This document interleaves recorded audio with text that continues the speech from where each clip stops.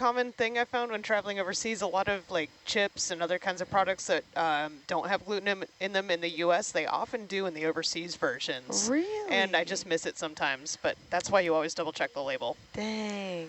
Oh, that's a bummer. That's just life. It's true. Yeah, isn't I do American that Cheetos occasionally at home gluten-free? too. American cheese it should be, unless it's like a beer cheese or something. Yeah. Oh. The challenges of You gluten-free. can get gluten-free mozzarella sticks these days. Yeah. I'll do that sometimes. There's a lot of good options these days. And they're better than they were 10 years ago.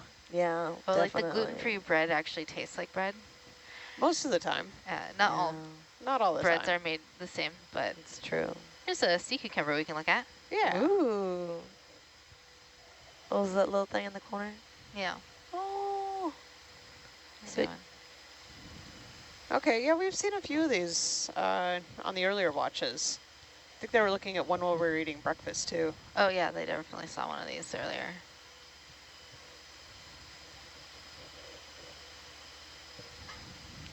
You can see all the sediment in the gut there. Yes, Is that what it is? Back, yeah. So much. It's a lot. Ooh. That's up. Just full That's of max sediment. zoom for me. And look down. Yeah. So the way sea cucumbers feed is they just take in sediment and then like process it, or how does that work? How they get full of it? They're basically, you know, the little vacuum cleaners of the deep, and they just pick up the sediment with these like little like hand situations. Little hands. Yeah.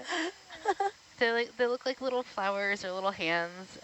They're like little mouth projections. And they stick the sediment in their mouth, and they'll digest any of the organic material that's in the sediment, and then they just release all that clean sediment back out into the wild.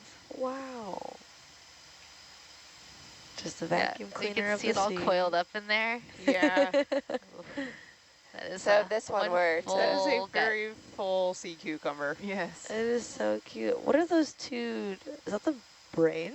Question mark? Or what am I looking at the top of Oh, the the head? little fluffy bits? Yeah, what is that? Uh, They're pink. Well, it's definitely not the brain. Yeah.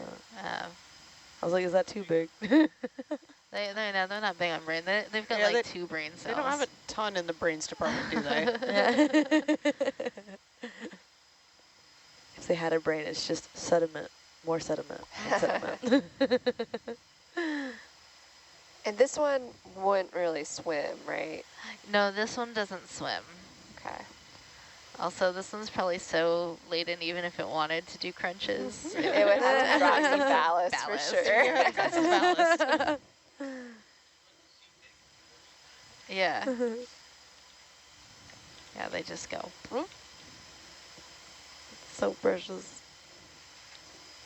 It's not as tentacle filled as the other one that we saw. The sea cucumbers also leave some interesting Lebenspuren, or little traces on the seafloor, like little coils of poop. But it's mostly sediment, so technically it's sediment, but like sometimes it just maintains its shape, and different ones have different different little poop patterns. Yeah. Poop patterns? Yes. Like little sandcastles of Yeah, pretty much. sandcastle competition. I mean, the water movement is, for the most part, pretty sluggish around here, so it's not going to weather the sand out. Yeah. So it holds its shape. That sounds oddly adorable. They're falling off if I go over 315 over here. Okay.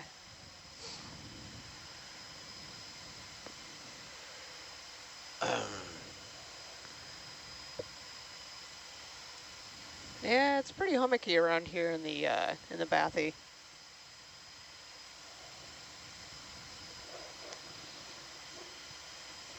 And yeah, Going down. It's hard to know until you get there and you're like, oh, I chose wrong. Yeah. Going down. All right, well, we're basically at waypoint 14, so Yeah. Do whatever we want. we can do whatever we want. How are we on like water samples and all the other, are we full up? We have 2 We have- Niskins, yeah. and we're at this moment. Oh, you're here, I'm Annette. here. Huh? I'm Okay. here. Quietly in my corner. Yeah. Yeah, we're on pump 15. It's been going for an hour. So we could stop it at any time, I think. I think we do have just 2 bottles Niskins fired so far, but I think we should, I don't think we need to fire any unless we see a high diversity area.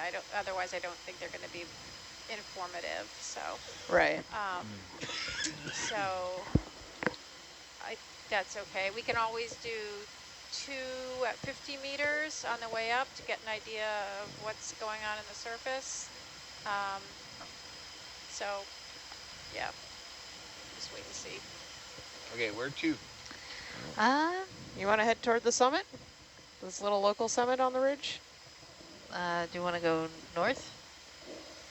We could go north. Yeah, what way does And then this maybe we ridge can thing face?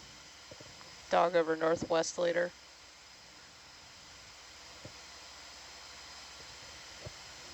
I guess it's going back up over there. Oh, yeah, it's Yeah. kind of like a little Yeah. local bumpy. You can just continue on. I Oh, guess. okay, we'll just keep going, you know. What's happening here, though? What do you mean? Yeah, I don't know. Yeah, you're kind of. Why don't you? I'll move you 20 meters north. Yeah. I think that sounds good. That should Great. keep us out of that little local depression.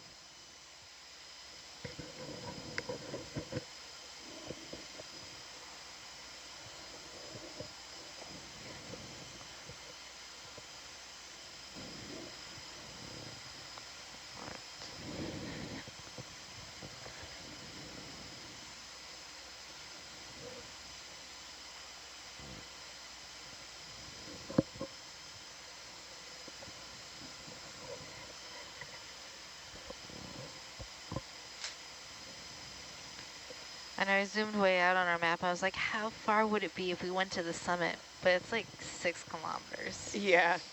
So we're never going to I make didn't it. think we were going to make it as far as we did. Oh, I know.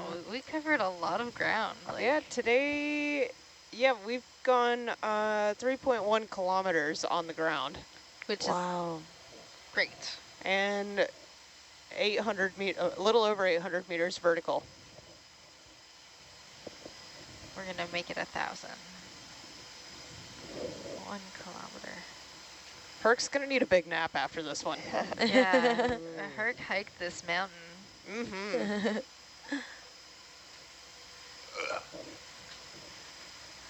I kind of want us to get to this like local little high point.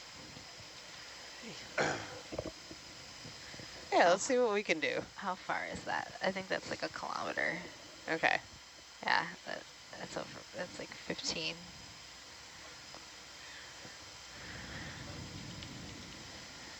How many rocks do we have, Bill? We have 4. 4? Okay. 4 rocks. Oh, 5 rocks. 5, okay. Yeah, I thought they might have taken another one overnight. All right, no rush on that.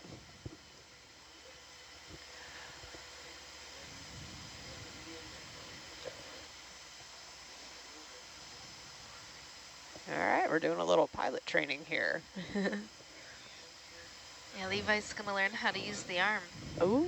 So maybe we are going to get a rock at some point. Yeah.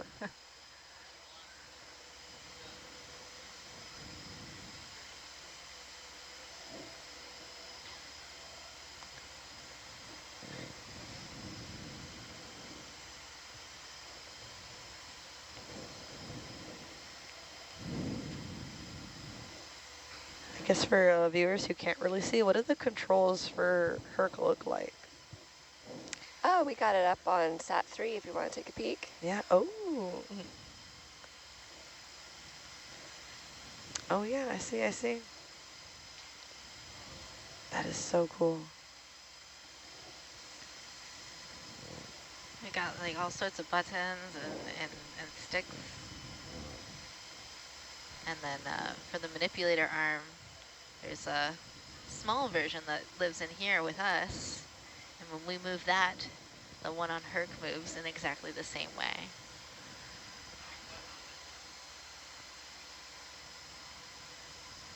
That makes it way easier to navigate all the different articulations in the arm. Yeah, yeah. So for the craft arm, which is on the starboard side, it's really nice and intuitive to figure out because like you move it, it moves, your brain connects to it a little bit easier. For our port side arm, It's a little different. Yeah, it's different. Each function of the arm is connected to a button now. And so you push the button and it'll do just that function. So you can only really push 2 buttons at once. And you have to know which joint is actually articulating with that motion. Yeah. Wow. So when we did the Great Porch Rescue of 2025, we in order to reach it, we had to use the Orion arm to catch it. And that was a little bit more finicky to use, so that was it's really slower, you know, because it can slower. only move a certain speed and you can only move one function at a time. Yeah. So it's like about timing. Timing and making sure you're moving exactly the articulation point you think you are. And yeah, getting yourself out of a delicate situation. And they did an amazing job with that. Yeah. Or like when I was trying to do the Niskin pull from the armpit. Yeah. That was a little challenging because you're like, just reaching under your armpit in general is hard. But trying to move and manipulate it and try to grab a ring that bops around, that was a little yeah, that was a challenge just than I thought. Not gonna happen very well. I would have gotten it with the balls. Yeah. Yeah. It's okay. Yeah, we have the stiffer connections on the rings now, and that's been really helpful. I probably so would have better. been able to get it then too if the ring didn't float out of the way. Yeah. I love how crafty so many people on this boat are. Yeah, those Niskin poles are 3D printed, and we can do that on the ship. We have a little 3D printer in the data lab. Yeah, Danny's really good at creating models of things and printing, and Dan Cormany, he's like the print master. Design wizard. Yeah. He's designed and printed so many cool little things for the ROV shop and on the vehicle.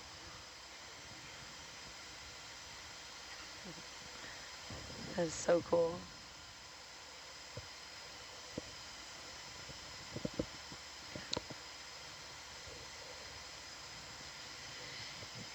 And then sometimes we do some like, you know, crafting for creating samplers or like Mike, he's really good at fiber arts. He did some like macrame wizardry to make the little rings less movie.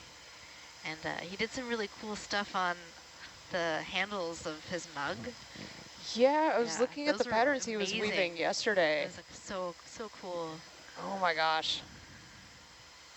He's been doing some 2-color macrame that have been really striking. The contrast is really making the patterns pop on those handles. Easy to tell them apart from other people's mugs. Oh yeah. Yeah. It's all, well, because we all have like the same mug, right? So we gotta tell apart somehow.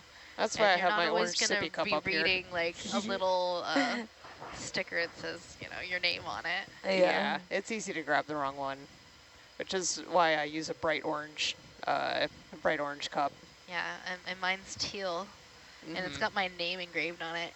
Oh, that's it's cool. unmistakably yours. Fancy engraved. Yeah. Very nice. Danny bought a laser engraver. Ooh. Perfect. I want one. Yeah, it was a really fun little hobby. It is, yeah. We got some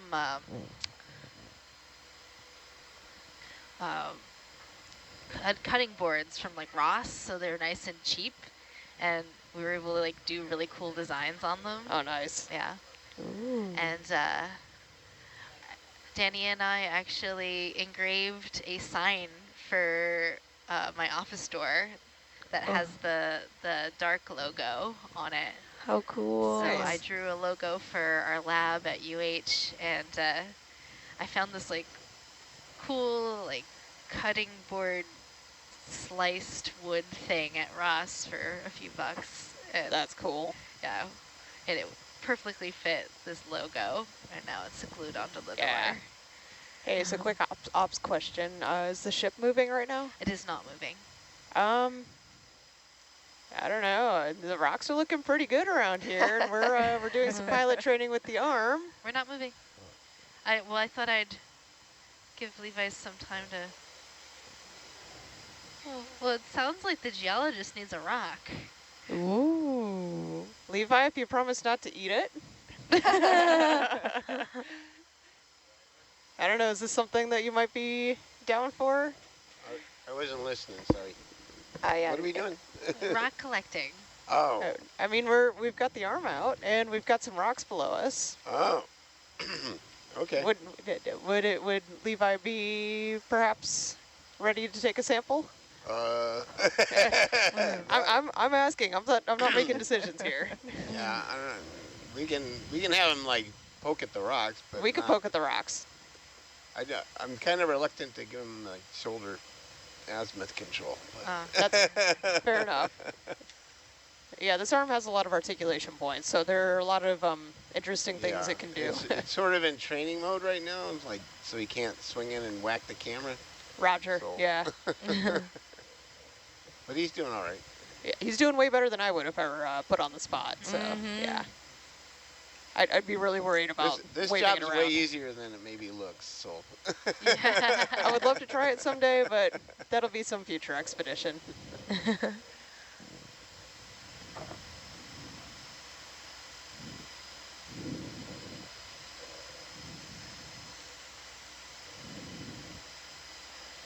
okay, can you get that up out of the way? Yep.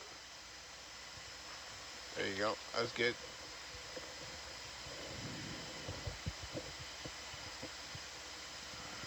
Yeah, my arm training was during ascent descent. Yeah. Can't hit much.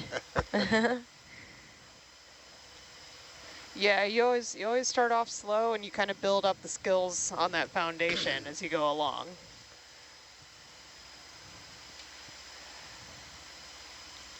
Which rocks are we poking? Okay, so close the jaw first. You don't want to go poking rocks with the jaw all open like that, because that's a lot of force on it. So close it and then lock it. There you go. Now you can poke at the rocks. How about we poke that one? That looks like it's in reach. Ooh. So, all right, I'm going to give you the full beans here. Full beans. That's where all the coffee beans went.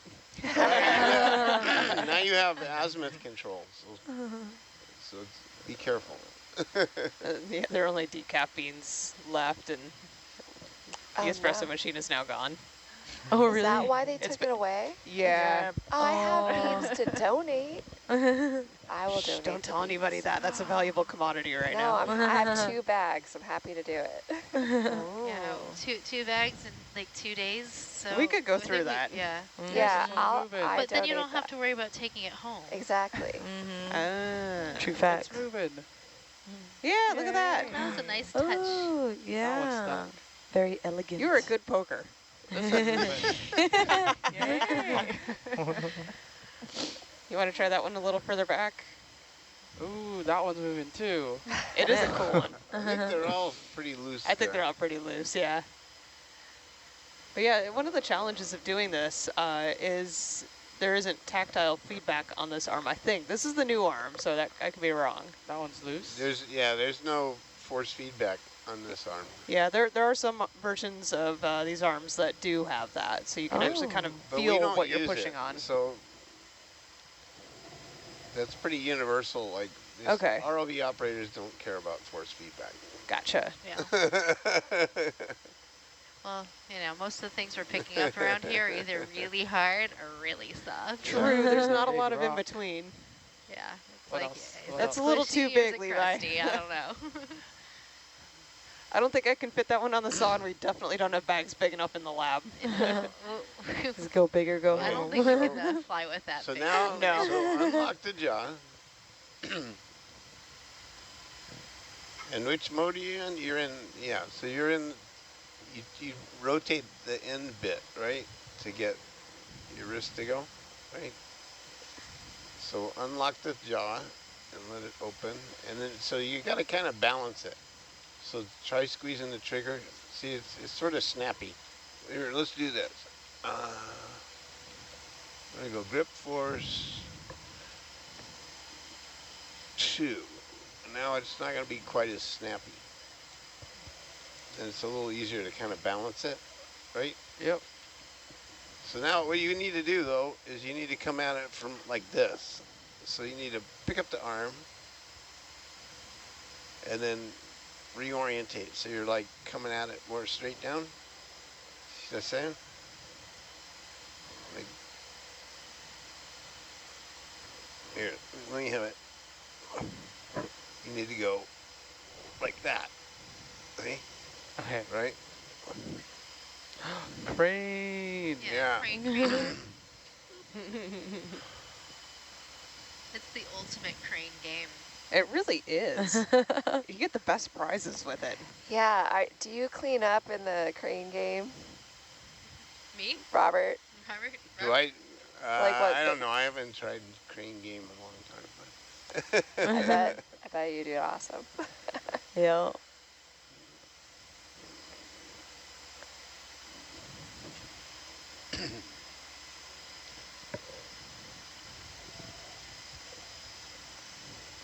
So you need to do your wrist. This is the wrist azimuth, like this way. Okay. Pitching, yeah. Pitch is this way.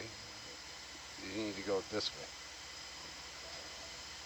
to get it more up and down, right? Yep. So you're not moving that joint at all. How do I move your You're joint? missing a joint. Here.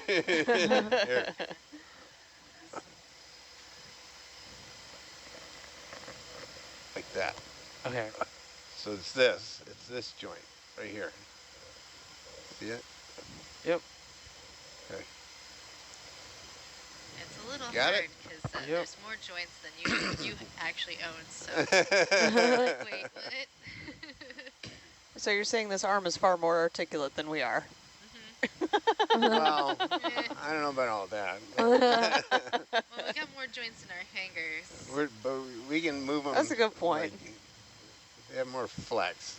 Maybe they have different joints, but we have more. We get ultimate wrist Yeah. rotate though. Keep going. Oh man, that is a very crumbly rock right there. Oh, it's altered, isn't it? Yeah, that is very highly altered. So you don't want that rug. Nope, not really. Are you looking at the one that's like above Yeah, the looking jaws? at this one right here. Yep. That nice wedge-shaped one. Can you highlight that? Yeah, right here. That one. Okay. Looks like a piece of pie almost. Got it. Locked on. And he's like, pie? You got me a pie. I'll give you a little zoom. See? Food analogies really are good for explaining geological concepts. So I don't know why. Don't poke rocks with the jaw open They like are. that. Yeah. Embrace You had got a to rock kind of that balance, looked like, you know, you got to sort of, it's hard. I'm going to turn off the sampler for pumping things up. Oh yeah, good call. We're kicking up some sediments. Very common thing It's to about do. time anyway, so Okay. I think it's good. So let me know when you want to log that. Ready. Oh, you ready? Yep. Okay.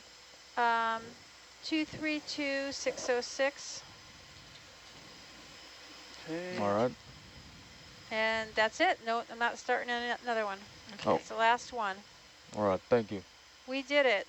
I'm Yay! gonna see how much water we sampled. I'm gonna calculate for everybody, so we shall see. Multi-puffer complete. What's that? Multi-puffer complete. Multi-puffer complete. Signing off. Signing off. Was it this watch where we called it the multi-poofer? Yes. Yes, Yeah. the multi-poofer. Okay, this is all right, the fun watch. Yeah. The multi-poofer. The multi-poofer. That's such a high compliment. I would agree. We are fun. What's our depth here?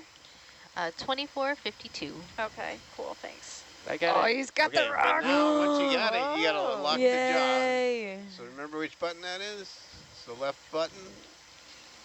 You got it locked? Yep. It'll tell you down there. And now you got a hold of it. So now what you want to do is bring it in and then rotate it so they can see the rock.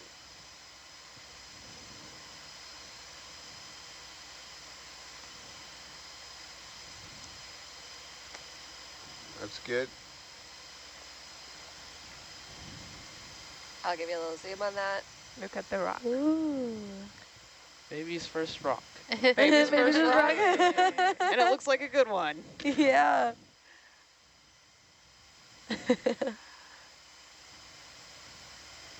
I feel like baby's first rock should be a thing. How do you do the spinny thing, Robert, where it could just like spin around? How you do the what? The spinny thing where it just spins. So that's the other wrist mode. So you remember how to change the wrist mode? Nope. That's the right hand button. Rocker stretch.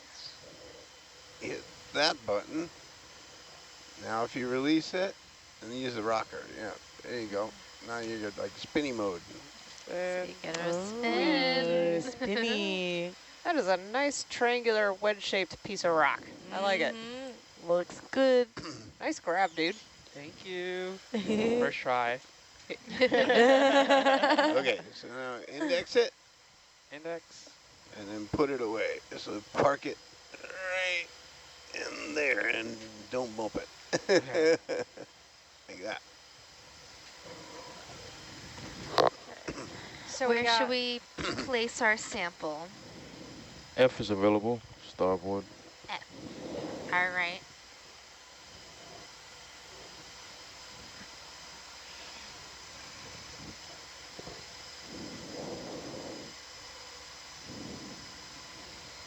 And we can go to sample camera.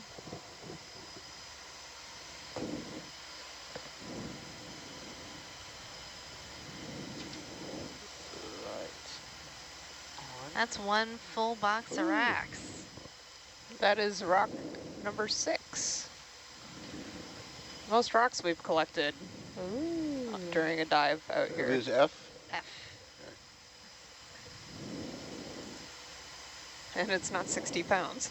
That's always a plus. You can either get one 60-pound rock or 61-pound rocks. 60 the maximum weight. I like 10-pound 6 rocks, tons, but okay. 6 10-pound rocks is a much better choice. That balances things. Thank you, pilots. Thank you, Levi. Thank you. Excellent work. Are you gonna cut the rock? Do you want to cut the rock? Yes, please. Okay, you can cut the rock. All right, so I got the number for this dive. Okay, Over can you switch back to the 2,800 mode? liters filtered. Wow. Whoa. So many liters. Oh my gosh. That's 2,800 liters we don't have to pump ourselves. Thank you, multi-poofer. I guess that's our watch name, huh? The multi-poofers. Oh my gosh, yeah. What's that? Our watch name is the multi-poofers. The multi-poofers. Okay, that was 168? It's 268. 268. Yeah. Did I write 168? Yeah. I did. Thank you. So again, like I said, I don't think we need to do any Niskins unless we come across something real hot spot. Okay. I don't got think it. something like this spot would be that useful. Yeah, this hotspot is long dead. It's down in the Cook Australs now doing its Yeah. thing. It's a cool Yeah. spot. Yep. So, okay, cool. Signing off the multi-poofer. Thanks, Annette. Right. Yes, thank you. Yeah. We're losing Belle again. Yeah, we are. I feel like we gotta make multi-poofer stickers now. He's got end of expedition giggles. Yeah, you guys were giggling a lot last night. It was a giggly Yeah, watch. quite mischievous. The previous mush was also very giggly. It Yeah. was. Some giggle juice. I think it just starts with like Hayden laughs and then everybody starts giggling. Yeah. Yes.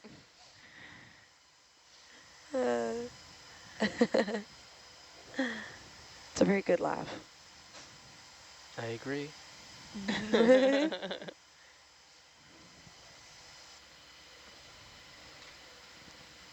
Also, April from Tennessee says, "Way to go, Levi." Oh. Thank you, April. Yeah, our audience is really proud of you.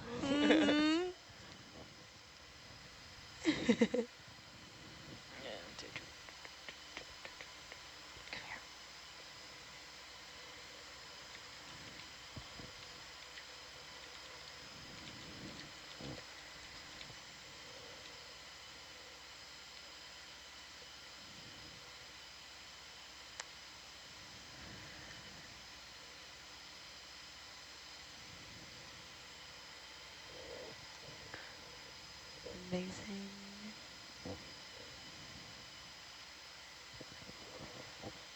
Alrighty, want to welcome everybody who is watching our stream right now. So we have some guests from Colombia, Japan, Mexico, Netherlands, New Zealand, United Kingdom, Germany, Canada, and the United States. Thank y'all for tuning in.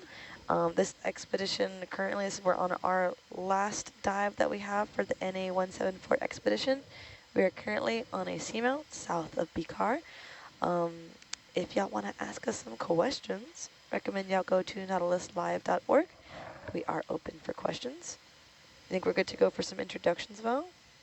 Sure. Yeah, all right. So I guess I'll get us started off. My name is Giselle De Leon. I am a Science Communication Fellow with Nautilus Live. When I am not on EV Nautilus, I am a lead STEM educator at the San Antonio Museum of Science and Technology, based in San Antonio, Texas. All right. My name is Val Finlayson. I'm sitting in the Science 1 seat, and I'm the 8 to 12 watch lead in the back row. I'm also the geologist on board and one of the co-leads. So I'm wearing a few different hats, although on camera you'll only see me wearing one hat right now. When I am not at sea, I work at the University of Maryland in the Department of Geology, where I do high temperature isotope geochemistry, and I try to figure out the where these seamounts come from in the mantle. And I have a colleague who figures out how old they are, and from that we try to tell the story of the Pacific. My name is Luisa Dueñas. I am seated in the Science 2 seat. I'm from the National University of Colombia, based in Bogota, and I'm also here with Ocean Census. Hello everyone, my name is Hovil Dako, attending the University of the South Pacific from the Solomon Islands. I'm an ocean science intern serving as a data logger. Oh yeah. In your front row, I'm Megan Putz. I'm the navigator on this watch. I'm from the University of Hawaii, and I study deep sea ecosystems like this one. It's a beautiful day to dive. It is. I'm Robert Waters. I'm ROV lead on this expedition.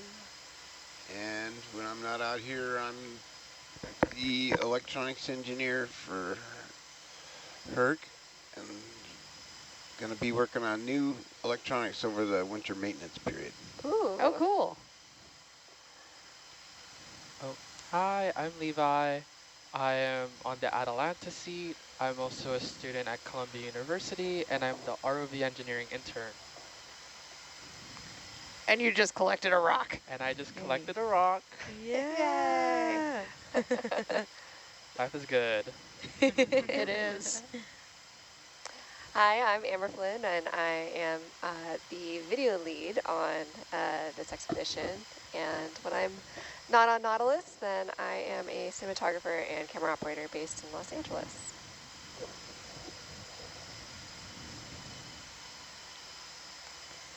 Awesome, awesome. Amber, have you had any favorite projects recently? Ooh, let me think.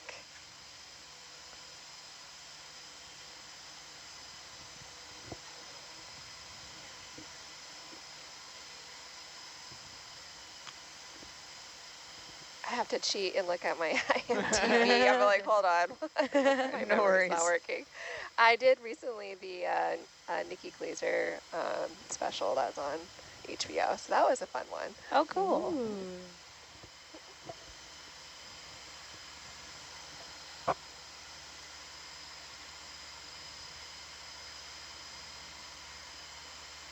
Oh, and then I just worked on a short film about a month ago called Ballet Beyond Borders, and it was a really great team and just incredibly talented young dancers. So that was, it's always nice to get to work on like a creative project with a community of people. Oh, for sure, yeah. I love that. How cool is that? That is so cool.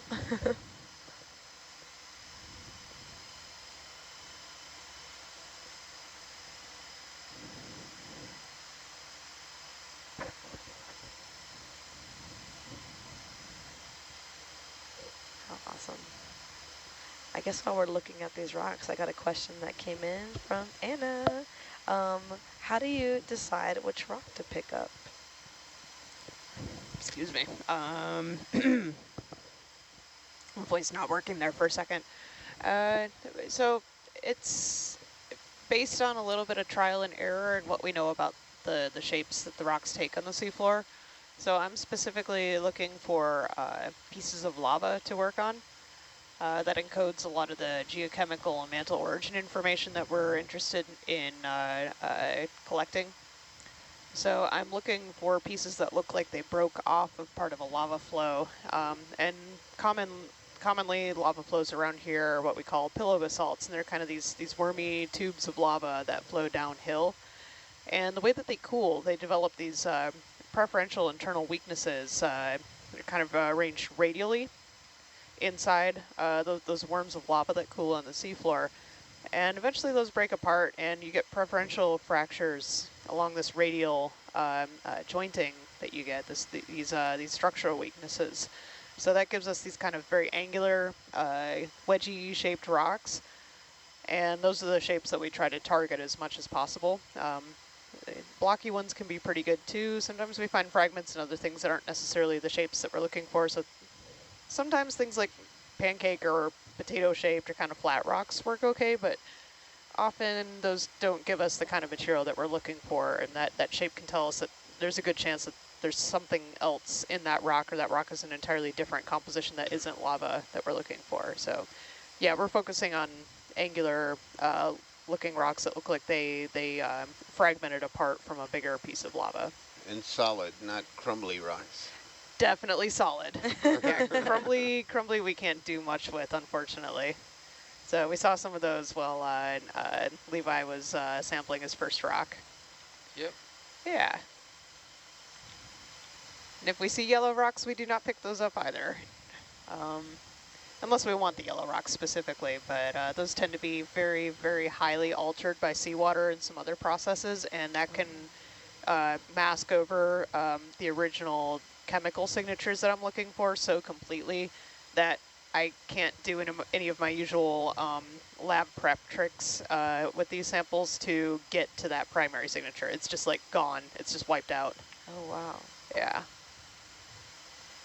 Can those rocks be used to tell anything or show anything despite that? It gives you an idea of like chemical trajectories related to alteration. So kind of translating that out, the way the chemistry of the alteration works, that gives us an idea of what sorts of changes chemically we can expect, like additions or subtractions of various elements. Yeah. But other than that, not always a whole lot. Yeah. So there's been a fair amount of work done on that in the 70s and 80s on seafloor rocks, and that's held up pretty well. And we have some colleagues who are currently revisiting some of that with some modern analytical techniques to see if we can better pin down some of these alteration pathways and like just check how effective our tricks in the lab for the sample prep are. Yeah. Just make sure that, you know, are we doing it well enough right now? Is there anything that we can do better? Can we try to standardize how we do that? Because it is not standardized right now. Yeah. Well, we've completed the program. So we can do whatever we want now. Is it rogue? Rogue time?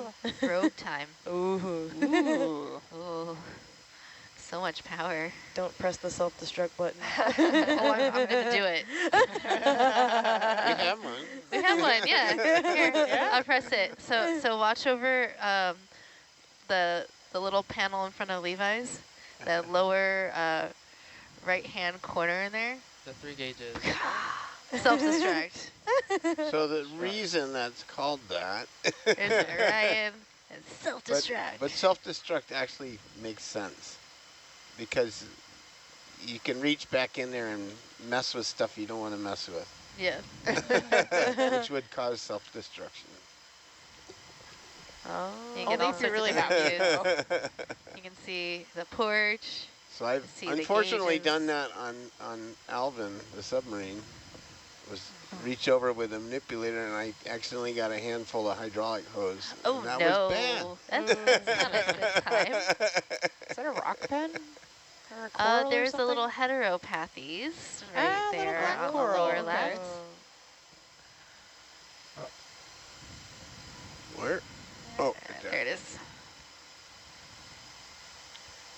Ooh. How cool. Yeah, we've grabbed hydraulic hoses back in there.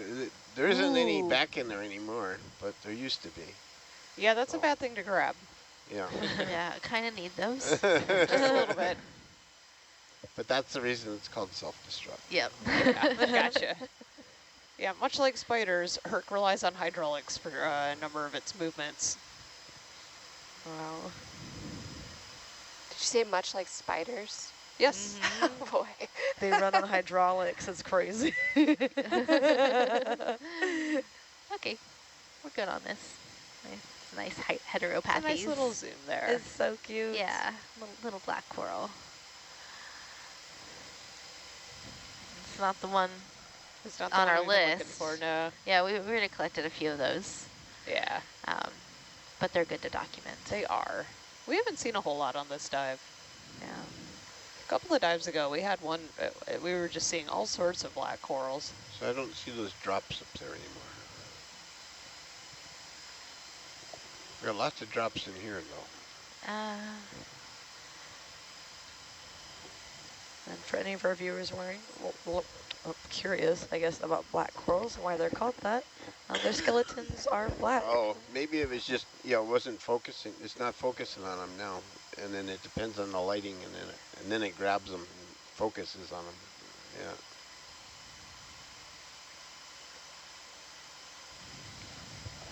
Yeah. Amber, could you change the Atalanta focus, like try and focus like in close? Yeah. See if we could see water drops. Yeah, I got some. You see. Here, I'll do it lower on your, or maybe higher. I see him near the center. You see? Yeah, Yep. I got like 10 of them. Oh. But they're very small.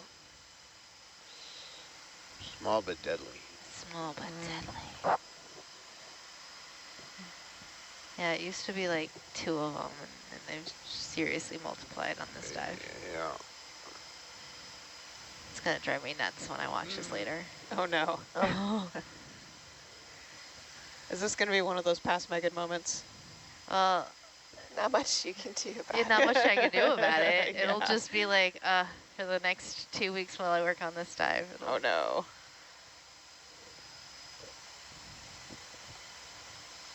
Hey, just wanted to say hello to our friend Jason from Michigan. As a fellow Michigander, I see you.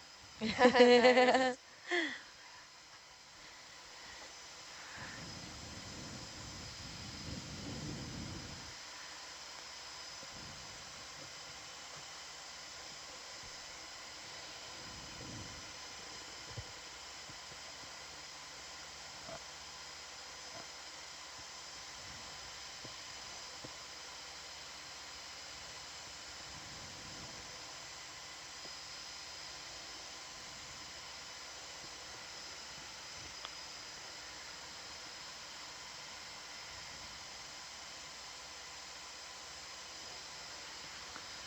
Come on, octopus. Oh, I'm yeah. still manifesting it as well. Yeah, Cephalopod nation. there's a nice big shrimp. Scrimps. Ooh. Oh, I love shrimps. Yeah, these ones are always fun to watch. They're so cute. I have the nice big pleopods just fancy. Yeah, flopping around. just shrimping around. So elegant. Looks good. I bet. This actually might be tasty. You could eat it. And it's like, nope.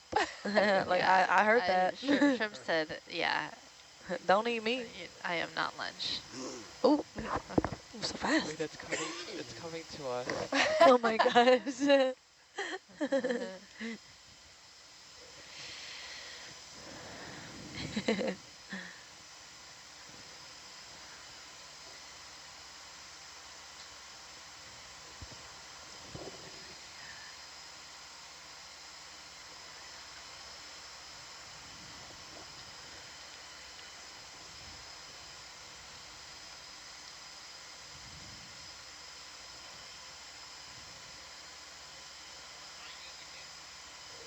How high? Oh, well, the contours are 10 meters. Zoom out. Oh, it goes up to 1,200. But we're never going to get there. That's like 6 kilometers away. I know, I measured that earlier because I was like, I really want to go to the top. Like, if it was a short distance, we could just tow. Right. Yeah. No. That's too far. No, we can aim for that little local Aim summit. for this one. Yeah. Make it here. I know, I really want to go to the tippity top, It's but not somebody enough for Robert. tippity top's really deep far. dives. I like getting into that early shield stage where the rocks are all nice and shieldy. My favorite dives are the shallowest ones. Yeah, all Oh, those yeah, ones there's are a lot always to the do on best. those. Yeah. There's so much weird stuff. Mm-hmm. Yeah, this has been a particularly rocky dive. Rock? Oh, Rock. Oh, there we Rocks go. for days. Literally. Or at least a whole day. Yeah.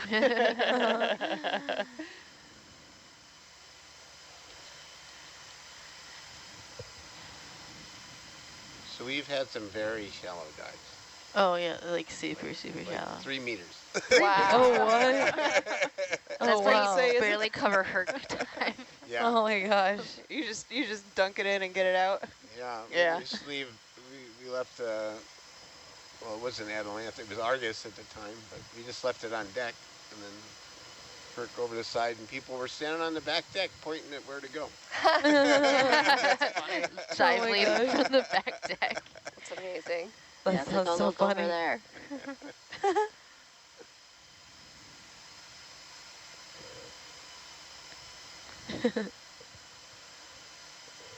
Yeah, we did a 90-meter dive with Lu'ukai. That was pretty shallow. So we got to be in kind of cold water to pull that off. Yeah, Oh, yeah, it temperature. overheats here. Yeah. Mm-hmm. And last year in American Samoa, we went up and it was like under 200 meters, and it got too hot.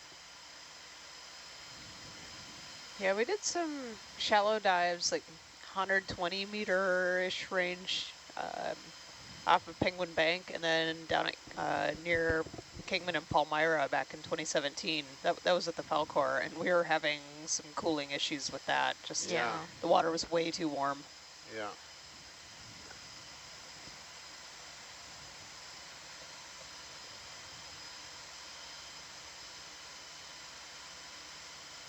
So the thing that gets too hot is our hydraulic motor. Mm-hmm.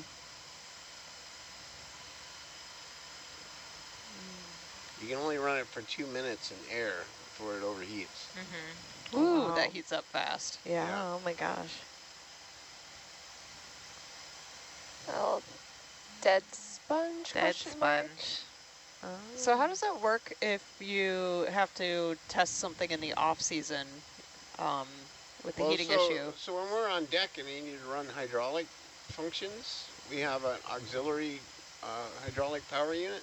Okay. So we hook up to that. So we don't run Herc's main hydraulic motor. Okay.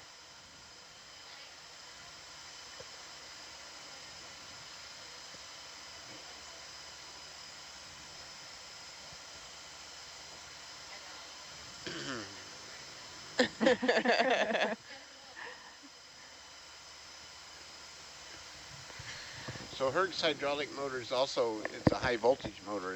It takes the 2600 volt three-phase power off the cable directly. Gotcha. And that, yeah, those motors they're actually designed for use in wells, like, you know, at the bottom of a well.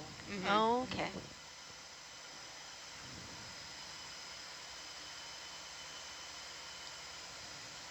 Yeah, that kind of voltage is getting into mass spectrometer accelerating voltage territory,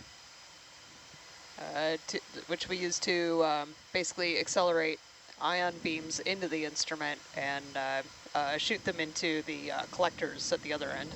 But it's not considered high voltage in the like power electronics world. Oh yeah? Yeah. It's like sort of like a medium voltage. Well, we run 6 to 10 kV usually. Yeah. I don't know where that threshold sits in the electronics world. I don't recall. It's a lot of volts. Yeah, it's definitely a lot of volts, but in the the power generating and distribution world, it's not high voltage. Yeah, I can imagine. That's a whole different scale there. It's sort of like when we say deep. Right? Yeah, everybody's got a different definition for deep. What's deep? Water. Yeah. Those shallow water people, they're like, like 100 feet, that's deep. It's actually kind of an odd voltage range, so it's sort of hard to find components for it. Oh, geez, yeah. You have to get custom stuff. Yeah. Whoa. Because the higher voltage is too big. It's just way too big. It's too big. Yeah. And the low voltage is not rated.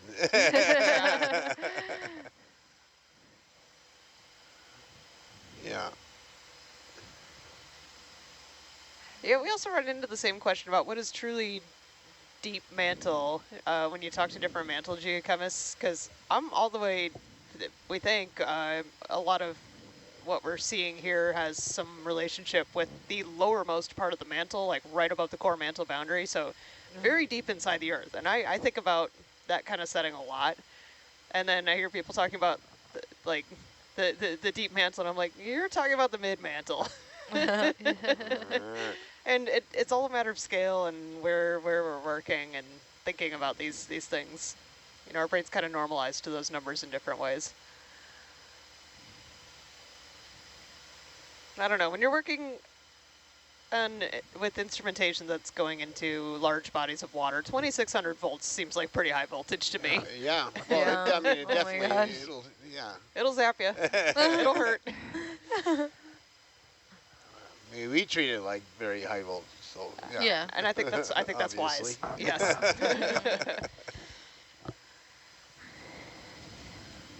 I don't know, you missed some rip-roaring debates on last year's cruise about what actually constitutes a phenocryst and what the size range is. But that's petrology problems. It's another fuzzy definition that depends on scale.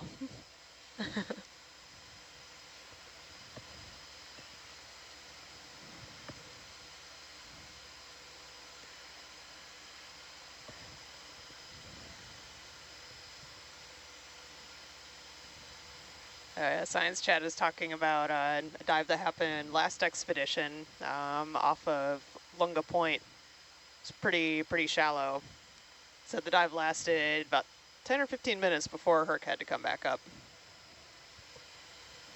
Wow. So that would have been the Iron Bottom Sound expedition. Because of temperature? That's what I'm guessing. He didn't specify. Yeah, well, if it's not that deep, the temperature is Yeah. quite warm. Too toasty for Herc. Yep. Oh.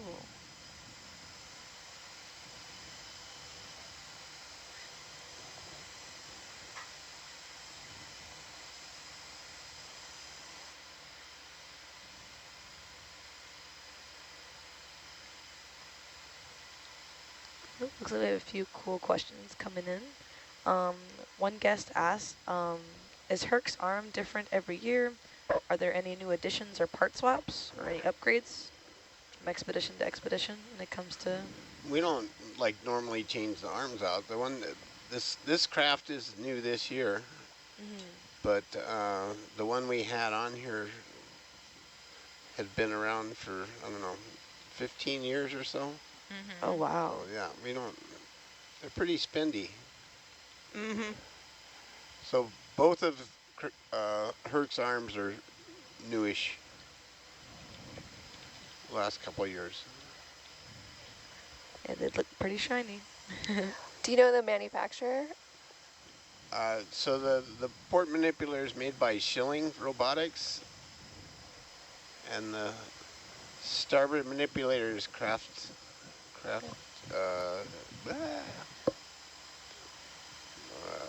Technology? Oh, I should know. Anyway, Craft. Yeah, something They're like yeah, that. they're in Kansas. Oh. Very cool.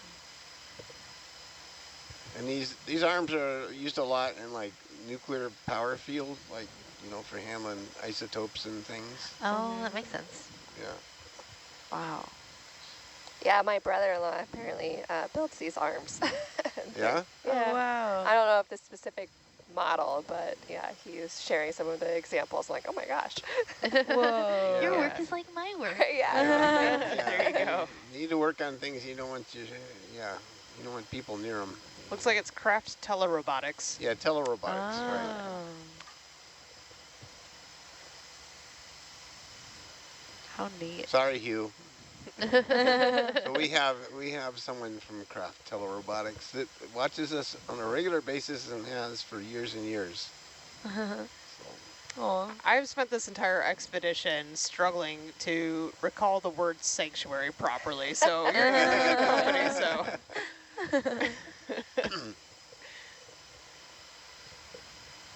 So yeah, I flew out there last year to look at this, Oh, nice. the new arm. Cool. We decided on options and all that sort of stuff. So we didn't get a complete package. We got the subsea manipulator, but we didn't get a new topside control. We got a new console, but not the actual, it's called the master arm. We didn't get a new one of those, and maybe we will over the winter here. Yeah, seems to So have this some. is still an old, that's an old bit there.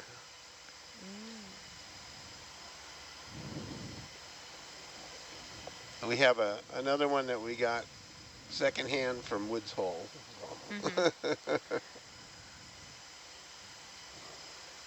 It's good to have backups. Yeah. Yep. Some of the boards that we have for our multi-beam are secondhand from the Okeanos Explorer. They had an incident with in shipyard where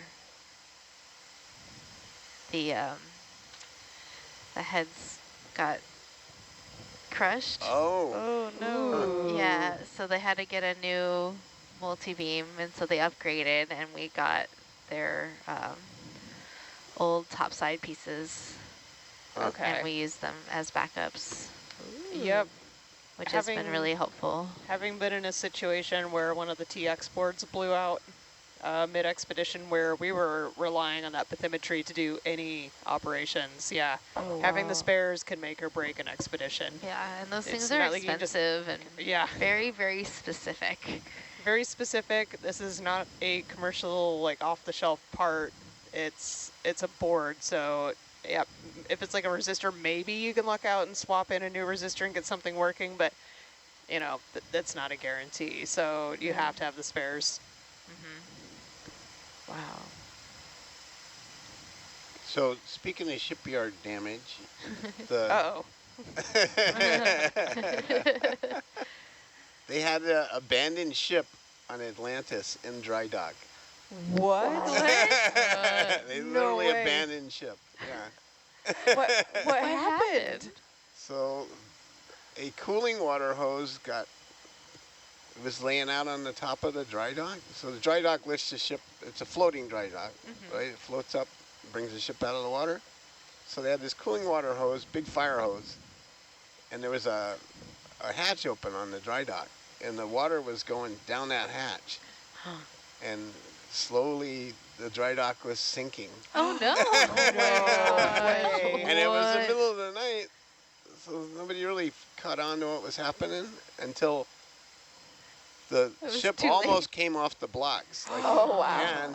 And it had all the deucers out, so the hull had holes in it. I was going to ask if the hole was open in any spot. Oh my gosh. Oh my gosh. Yeah, and the worst thing was that they were working on the aft Z drives, and those were on a separate, or they were above some separate floating platforms. Yeah. So as the ship came down, as the dry dock sank and the ship came down, the Z drives sat on those things, and it was putting the weight of the ship on the Z drives. Oh no! No. So, yeah, that was bad. Oh. That just sounds like expensive. Yeah. Yeah, it's expensive. Oh. I guess for our viewers out there, what is a Z drive exactly? So that's the props in the ship, but they can spin around and point in different directions. Yeah. Oh, jeez.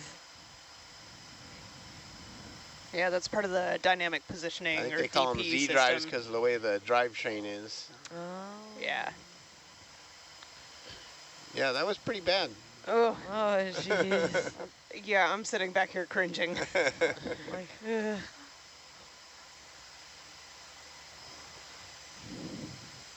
So I'm going to go see Atlantis in San Diego here in October. Oh, They're nice. they're offloading Alvin and putting it on a truck. On a Which truck. is like a thing that they don't want to do, but Oh. They're So just gonna drive it across they the got to country. drive it across the country. Yeah. Oh. So Is it going Alvin's back like to a Hui? $130 million submarine. Oh They Yeah. gotta my put it on a truck gosh. and drive it across the country. Oh my That's gosh. a journey. Is it going back to Hui for some upgrades? Yeah, well, so it's due for its overhaul. So every 3 to Okay. 5 years, they tear the submarine down to the bare frame. Like everything, Yeah. like every Yeah. nut and bolt comes off the thing. Oh, wow. Wow. Everything gets inspected. Like all the wiring comes out. Like the whole thing gets disassembled and reassembled. Oh, It feels like they wow. just did that, too. Okay, Time we has got- been flying. Yeah, we got a wall here Yep. Okay. coming up. All right. Should I stop our ship move? Or you think we're okay? How much more we got? I just put in a 30-meter I can move. see over the top. Okay. We're all right. Okay. Just zipping. Coming up fast. Keep it stretched out. Sounds good. Keep your delta like high.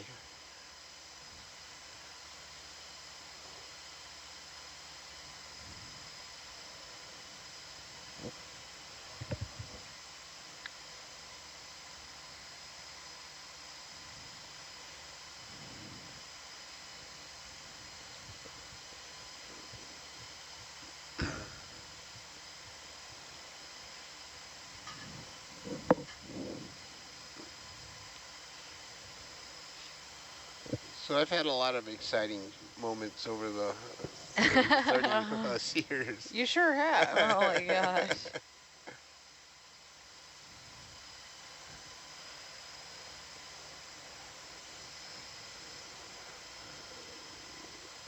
There was a Jason launch. So it's the same, it was a 2-package ROV system, just like us. And on the Atlantis, you launch off the side off a boom, that telescoping boom that goes out. Yeah. So there's very little height between the top of the clump weight, like Atalanta, and the boom. Is only like 6 feet. So it barely gets off the deck, and then it booms out. And the winch system they had had an issue where it was sensitive to the VHF radios. Oh no. Oh, that's a terrible design. So they started a launch, and so the guy starts to pick up, what was the name? Medea. Medea was the name of the vehicle. He starts to pick it up off the deck, and the bosun keyed his radio, and when he keyed the radio, the winch stopped. Oh, no. No. So the winch operator, he gave it more stick to try and get it to come up. No. And then the bosun released push the talk button on the radio, and all of a sudden the winch just went whoop. Oh. And so it sucked Medea up into the overboard shiv. Oh no. So the cable snapped, the huge steel cable, right? Like boom, and all the electricity went kabaya. Oh my god. What? And Medea hit the deck and went over the side. No. Not attached to the cable, Oh my but god. it was still attached to Jason via the tether. Oh.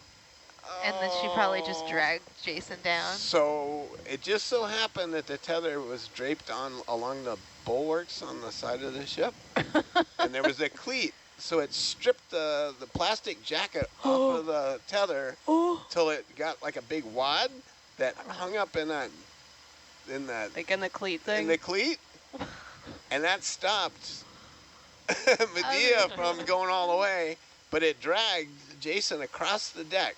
And there's 10 people standing out there, and all of a sudden here comes 6,000 pounds of ROV flying across the deck. Oh my god. Oh no. And nobody got hurt.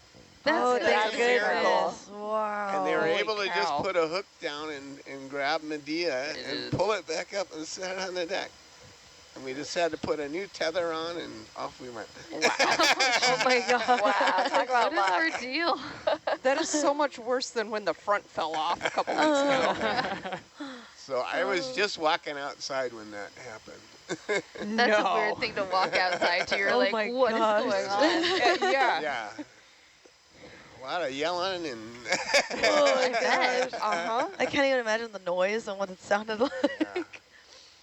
Oh my gosh. There's more cheese We wheels. were very lucky there. No Yeah. kidding. I mean, very unlucky and lucky. Yeah. Yeah. Nobody got hurt. Yeah. And it could have, like, easily wiped people out. Yep. Yeah. Oh my gosh. All of a sudden, 4 Want to holosomas take a look all in at a line. these? So this is a hazardous job, you know. It is. Yeah.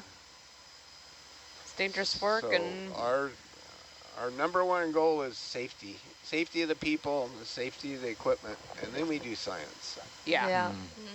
Yep.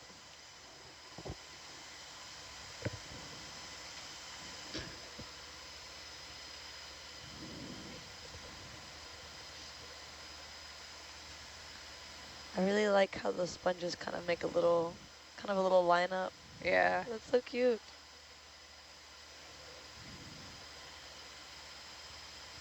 Yeah, and even more so, you know, I operate out here on the philosophy of little problems can quickly become big problems, and big problems are harder to fix.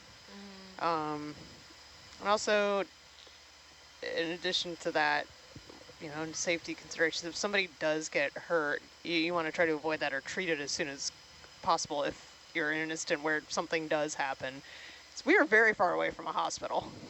Yeah. We are. Yeah. And the hospital that is nearby is not exactly, you know. It's the not a trauma greatest. center. Right. I think So- that, like, Majuro has a hospital. Yeah. So if we can prevent something from even happening, or if it is unavoidable, minimize it. That's how we're gonna do it. Yeah. So, It's a good way to operate. yep.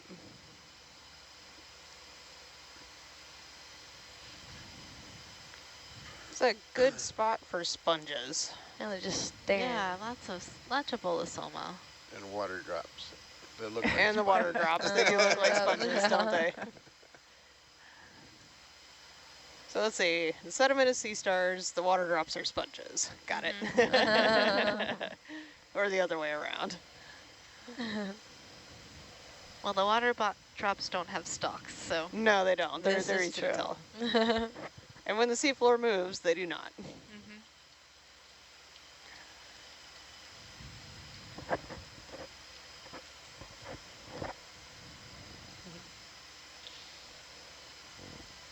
They look so ominous.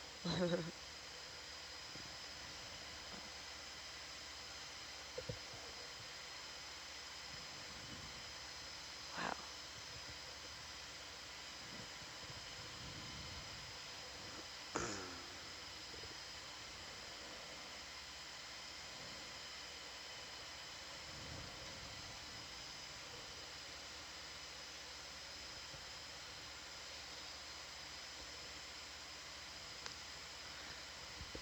Also, I guess one guest asked, what are we looking at on the screen here? They're saying it looks like a white balloon attached to a white string kind of floating. That's a cute description for these. They kind of look like cotton candy. Yeah. You still can't eat it. No. Still very glassy. Yeah.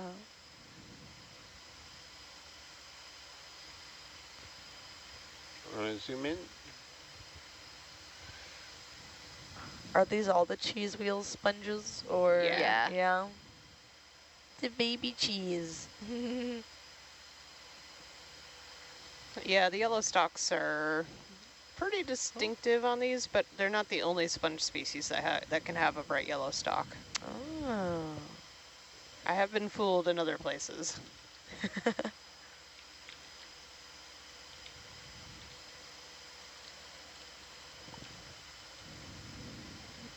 You were right though on the highlighter yellow color. I was like, wow, that is really. It's very Oh, yellow. Yeah.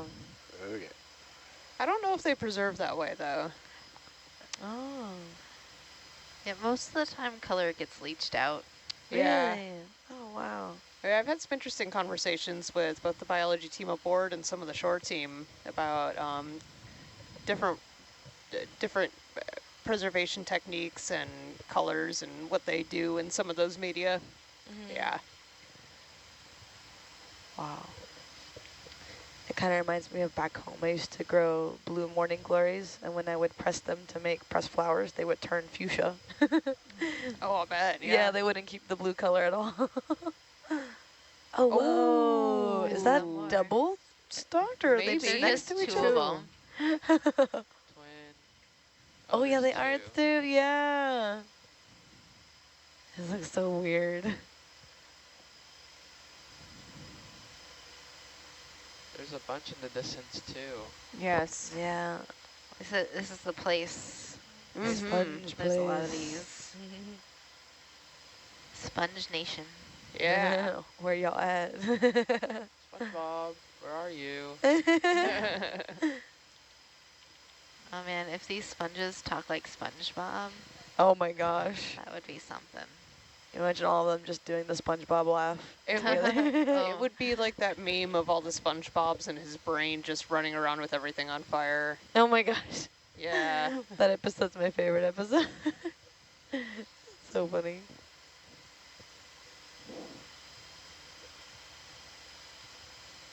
Look at that. They're just chilling. You're They're so getting close a lot together. of water drops in there. Yeah, I was watching the number go up. Yeah, that's not good. No, it's not good. What would the reasoning be for droplets? A leak. A leak? Oh. There's a leak. Yeah. Oh, look at that. I think you can see the associates very faintly through the sponge. Oh. I wonder what it's like to have a sponge for a house. Probably pretty cushy. Right? Honestly, some of these sponges would make great furniture, Ooh. you know, or like, home decor, or Yeah. like lamps. Ooh, and sponge like lamps. lounge chairs. I feel like you kind of sink into them, kind of like the chairs in the forward lounge. Right? I love those chairs. Those are cozy. Like, can you just I'm not recreate used to that? spending much time up there because when that lounge opened up in 2023, I was having so much trouble with seasickness Yeah. on that one that Okay. I We could can- not spend Yeah. much time in the forward lounge. Oh no. Hey, Amber, can we try and focus on the lens and see how many water drops we got there?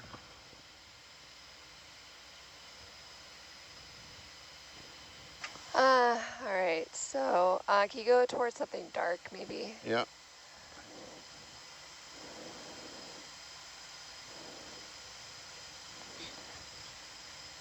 All right.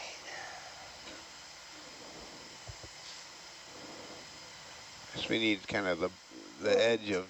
Oh, that was a oil bubble that went by too. Yeah, I've been seeing more of those. Noted. What's our? We got probably like 40 or 50 drops. Starting to get ahead. That's a lot. Yeah, I'm pretty concerned about that. I am too.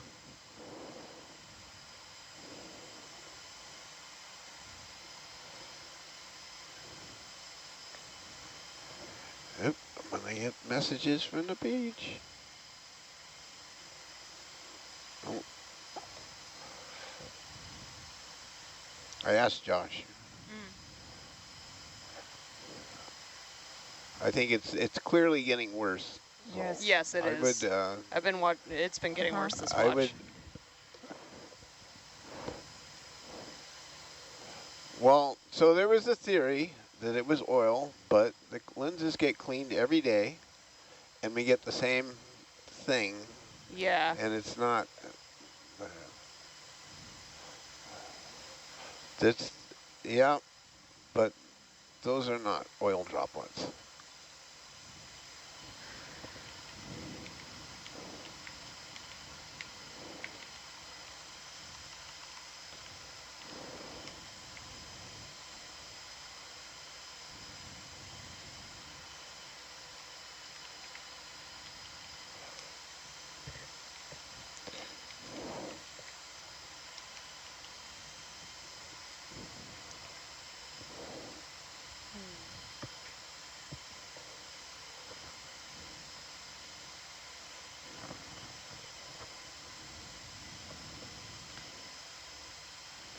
But this is the last Herc dive for the season.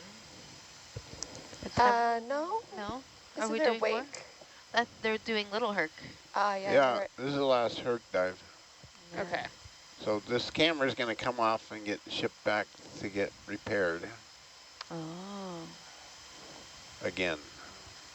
Ow. So that's the other thing, is that it's known to leak. Yeah. This was the deepest dive of this cruise, right? Yeah, So by a lot. yeah. Yeah. So I would like to pull the plug. You want to end it here? I would like to do that. Okay. All right. I think that's the wise thing to do because I've noticed the droplets increase in number just this watch, and it's a lot more than last night. Yeah. Yeah, it was just like 2 or 3. Okay. Yes, that's right. Would it be safe to pull one last Niskin before we go? Yeah. Yeah. I'm just saying that, you know, you need to All right. wrap it up. Yeah, let's do that then. People and vehicles first, science after. Yeah.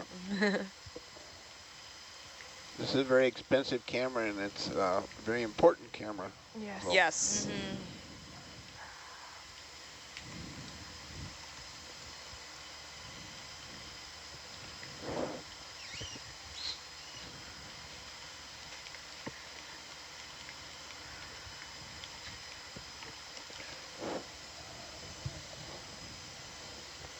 All right. What Niskin are we doing? 3. Niskin 3. Yeah.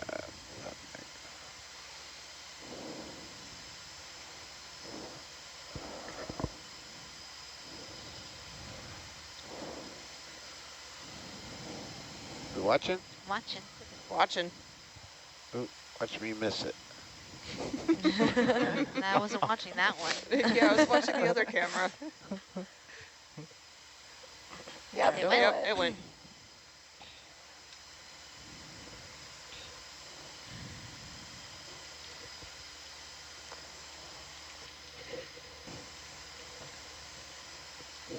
Two 6'9". Two, 265.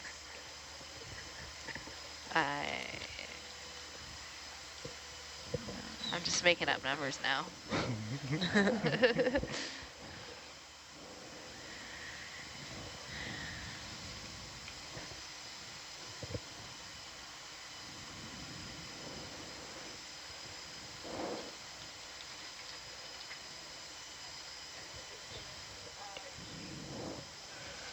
Okay, what are you doing?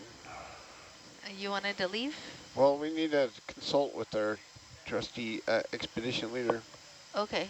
Well, she's in the She's back row. here. Is she? Yeah, Yes. she is.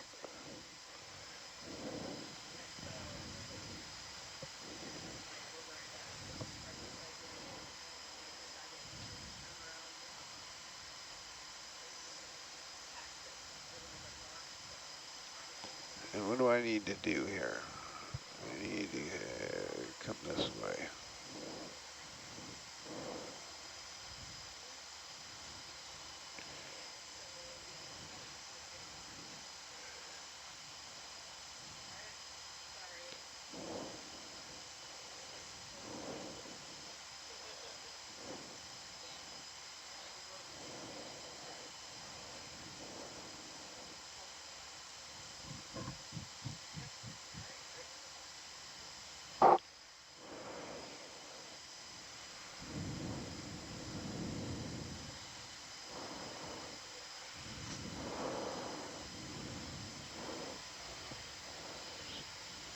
So what happened there? She's on board? Yeah. Okay. Yeah, Okay. so I was just talking with the expedition chief, Noel, and just discussing what we were seeing with the camera issue and how it's changed since yesterday and since the start of watch. And she says, yep, right decision. Okay. So Go. we're going to, once we recover the vehicles, we'll switch over to a little bit of bonus mapping time and start our transit back to port. So there's always plenty of work to do in places like these that are quite underexplored. So we always have all sorts of alternative science objectives that we can do when we need to do recoveries and get it done. Yeah, just point Atalanta the same as the ship's heading. Okay.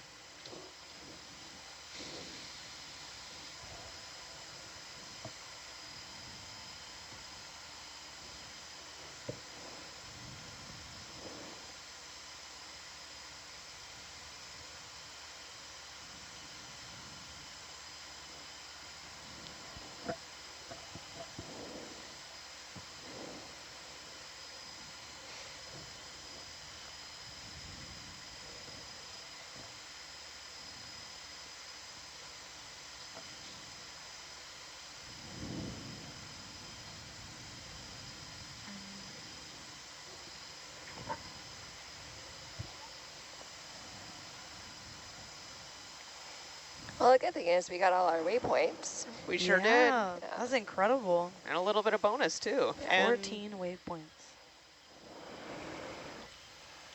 A little bit of rogue hour.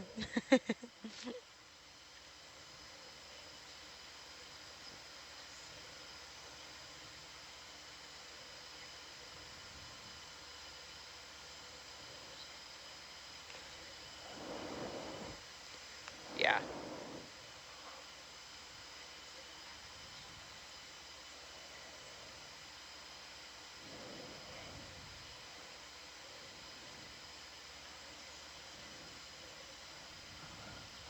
What are we going to come up at? We're going to come up at like 17? What does that work out to?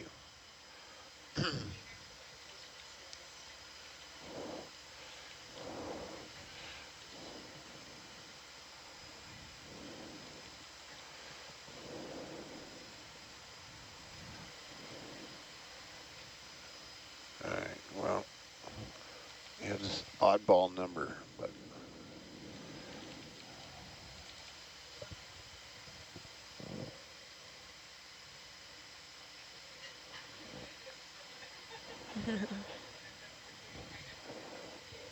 I think I got to go around this way.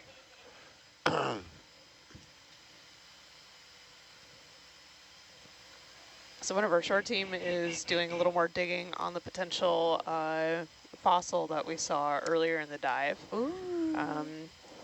He's gone over some more reference material and suggests that the skull that we've tentatively identified may actually be from a beaked whale, either Cuvier's or Blainville's. Oh, wow. Blainville's suspected due to smaller size, but definitely cetacean.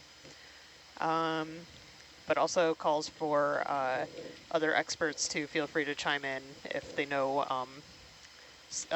cetacean skull morphology. Yeah, that's not me. It's not me. That's so incredible, though. Are finding bones like that very common in areas like this? It can be in some sites, but it's not super common. It's kind of rare here. Wow. Yeah. Oh, what a lucky site. I've been on one dive where we saw a ton of whale jaws, but that was a one-off. There just happened to be a large population in that area at some time or another. One thing we did see last summer, which was interesting, just the way we had our dredging set up where we were working, lots of shark teeth. Yeah. Ooh, shark teeth. That's on my bucket list to go find. Yeah. Yeah. It doesn't matter now. It's the last hurrah. Okay.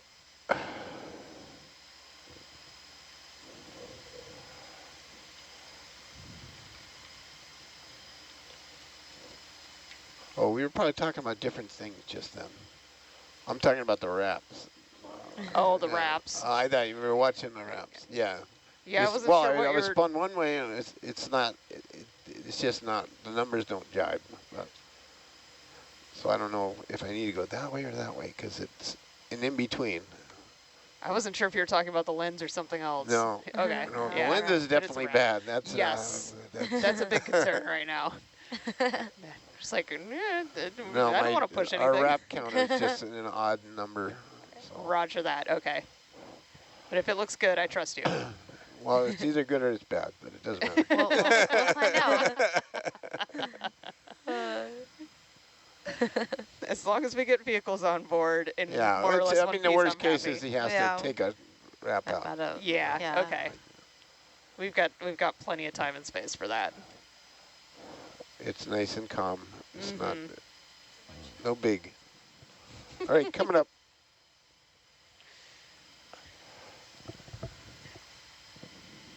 Man, I need more coffee. Be doing that here shortly.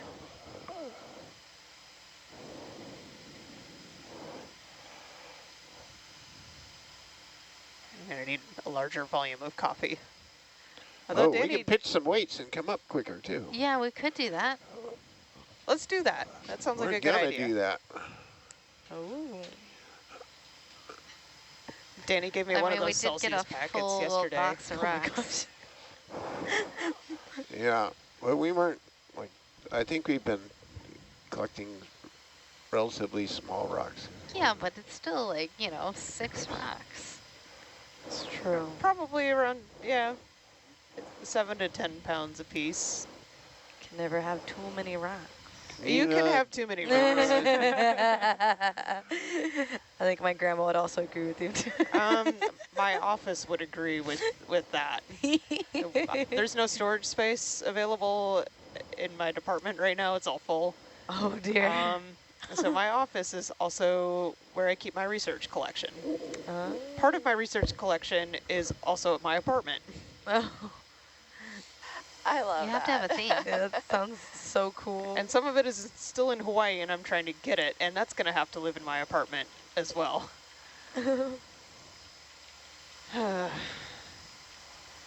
It's not ideal, but we make things work. My house looks like an electronics assembly house. Oh, yeah, I have one part of my apartment that's where I have all of my like gadget and craft stuff, my 3D printer stuff, my my keyboard building kit, soldering iron, all that. Yeah. Yeah, it's pretty cool. So I guess for our viewers, what are we dropping here? What are these called again? Like, I slipped my mind. Those weights. We are doing as sea cucumbers do, and take. Dropping ballast. We're dropping ballast. Dropping ballast. I'm gonna start using that. And it makes it easier for us to swim. I'm gonna use that too. I'm dropping some ballast.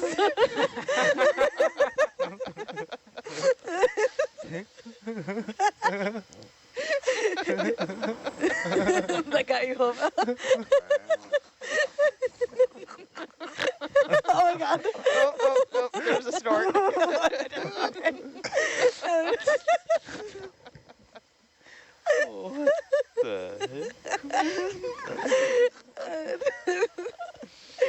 That was good. That was good. That cracked me up. What a good quote to take away from this.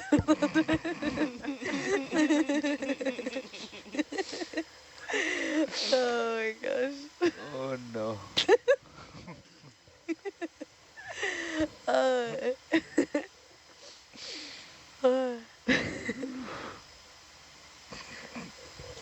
Guess on that note, do y'all want to do introductions again? Is that safe right now? I don't know. I mean, it could be a cool I'm one. gonna turn you guys down.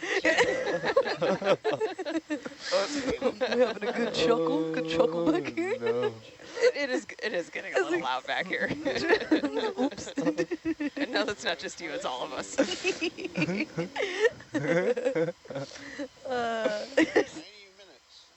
90 minutes. Okay. 90 minutes, Roger. Alrighty. That's better than my 2-hour estimate. Yeah. Guess I'll give a quick shout out to those of y'all who are tuned in. She nailed it. Oh, yeah, she nailed it. She nailed it. I knew we were a bit heavy, so my estimate was a little longer. We weren't coming up as fast before. You were like 17 meters a minute. When you run a little heavy, you gotta drop some ballast. You're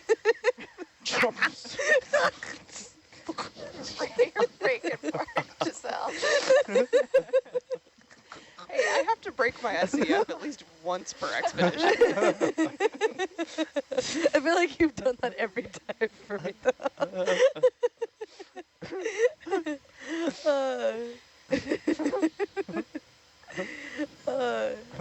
Okay. Compose myself. Compose myself. I figured out how to break Bell. This is gonna be fun. Oh my god. Last night we really got you. Yeah, I was not expecting that. I was over there making fun of myself. Yeah.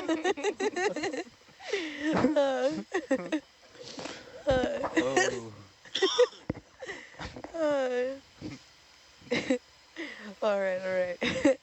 Welcome to everyone who's tuning in right now. I'm trying so hard. Okay. We have viewers. We're not helping. No, we're not. I'm like, oh. Alrighty. Okay. We have viewers from Australia, United Kingdom, Colombia, Germany, New Zealand, Canada, Croatia, Austria, and the United States. I did it. Welcome, y'all. We are currently ascending after having a successful mission of going through all 14 waypoints, which is incredible. That's not something that's commonly done, right, Val? To go through all of them? I mean, it's quite we've been doing it a lot this expedition because we've just had a little less to see than we typically do on these kinds of dives. Yeah. It's just a lower productivity region. Mm-hmm. So yeah, we've been booking it a little quicker. Yeah, yeah. But some good samples, though. We're here, what, 250 still the count, or is it higher now for total? 269. 269 for samples, so fantastic. There's a lot of samples. Yes. A lot of eDNA.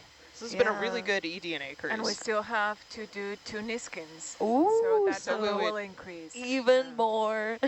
Yep. Fantastic. So now that we are hitting blue water for our viewers, I do recommend y'all go to nautiluslive.org and send us any questions. We'd be happy to answer.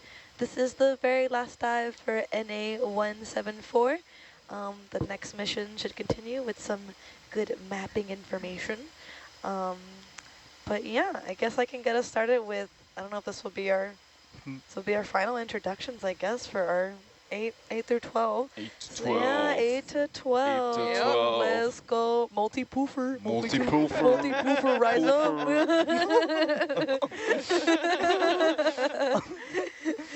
So I guess I'll do my last introduction. So hello, my name is Giselle De Leon. I am a science communication fellow with EVA Nautilus. Get it to go where it wants to be, huh?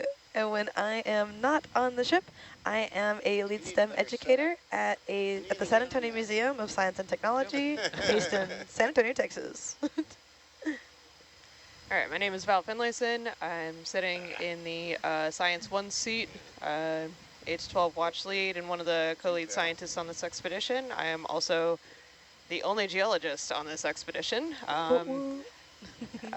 Yeah, it's been fun interfacing with a very large team of biologists. So it's always fun to watch them do the thing while I'm hanging out in my little corner of the lab, and occasionally watching sea stars poop. Drop ballast. Yes, drop ballast. Yeah, drop the ballast. When I'm not at sea, dropping ballast. Aren't we all? Aren't we all? Research scientist. I work at the University of Maryland, and I do things with the rocks.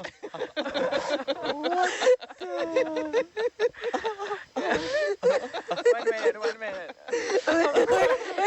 No, go down.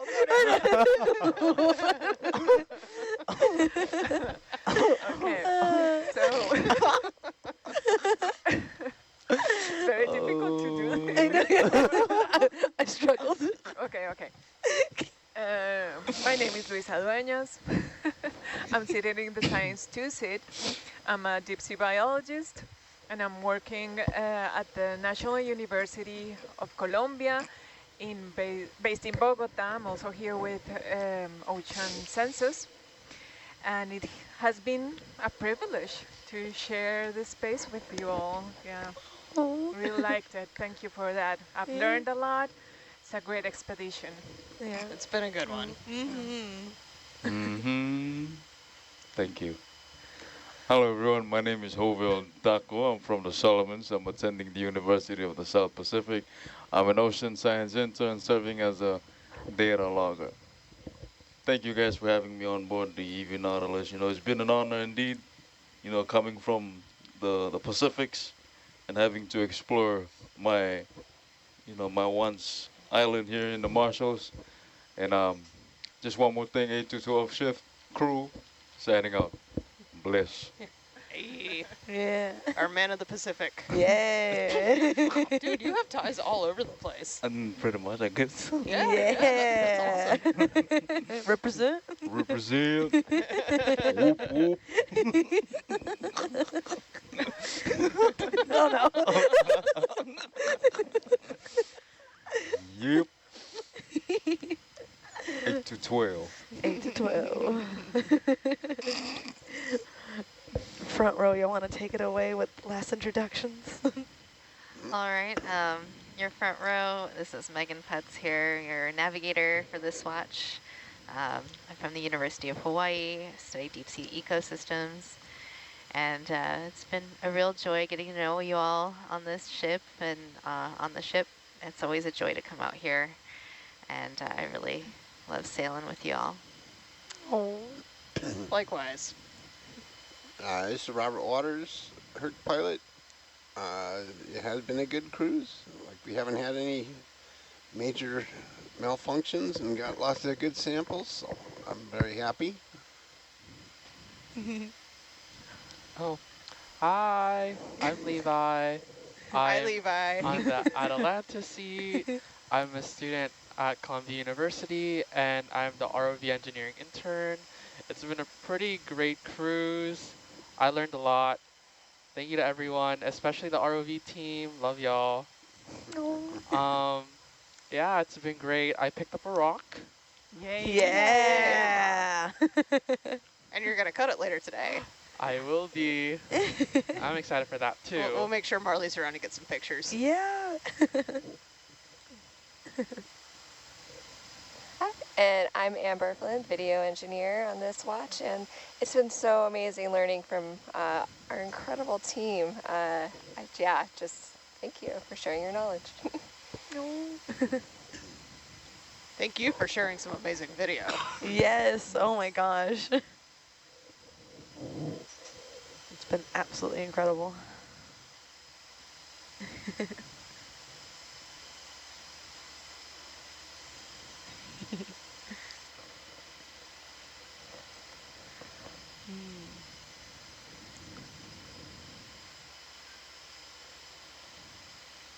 I guess since it's blue water, what has y'all's favorite part of this whole expedition been? Like, what was the highlight for you? Like, either on watch or on the ship, What is today? behind the scenes? I gotta say that phosphorescent rock.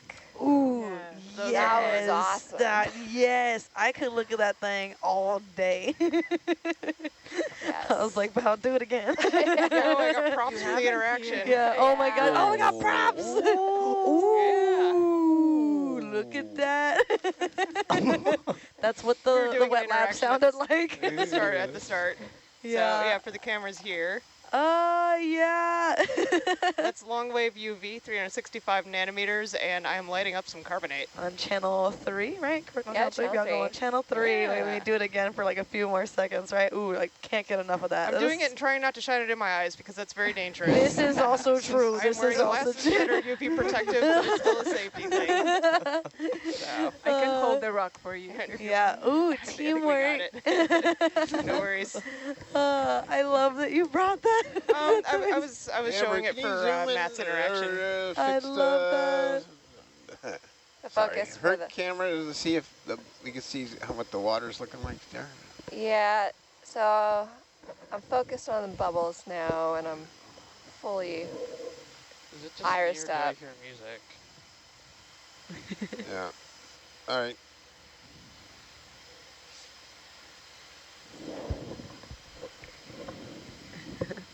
Oh, where's Blue? Oh, that's cool. Thank you for that. Like, whoa. I thought I was hearing things then. Yeah. Oh.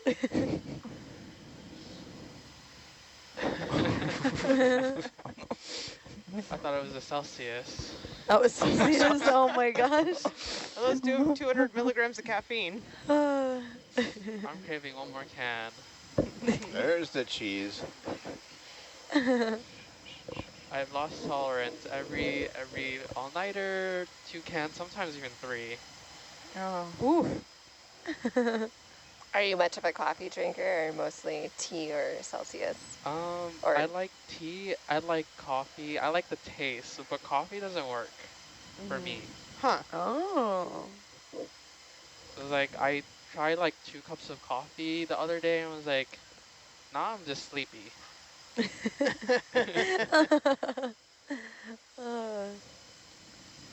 How many Celsiuses do you drink? On a regular day, 0 or 1. Oh. If it's a long day, or if I'm thirsty, 2 cans. If let's say it's finals week, 3 cans. Sorry, Oh my what gosh, did we go to? 3. 1,500 or 1,700? That's a chunk of change there. Yeah. What was our on surface Sometimes time 4. originally? Yeah. What were we planning on doing? At 3. Oh, okay. So we're 3 hours. Okay. Okay. This is the cheese.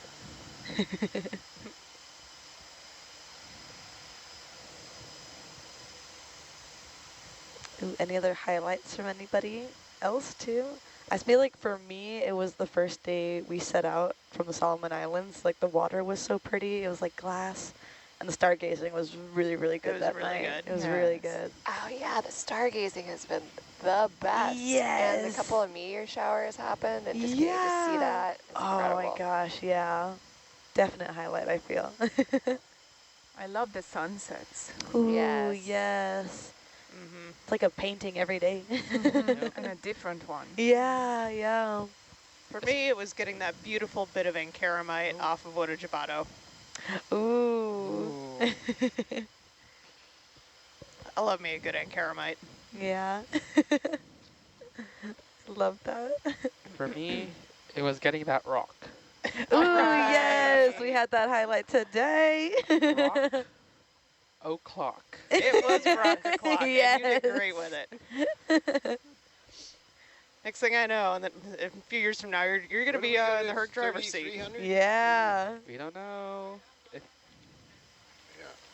Y'all might see me more often. We don't know. Yeah, Hey. let's go.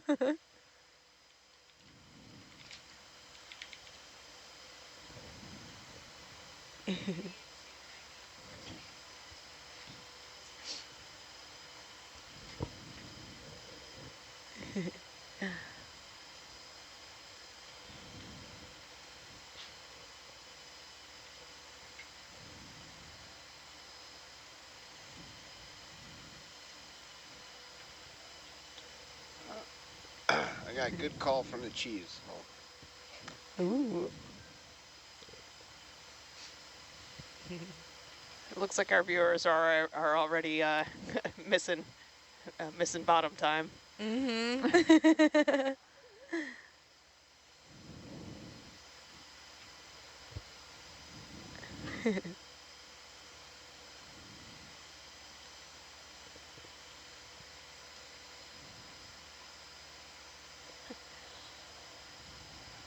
Am I ever going to drive an ROV?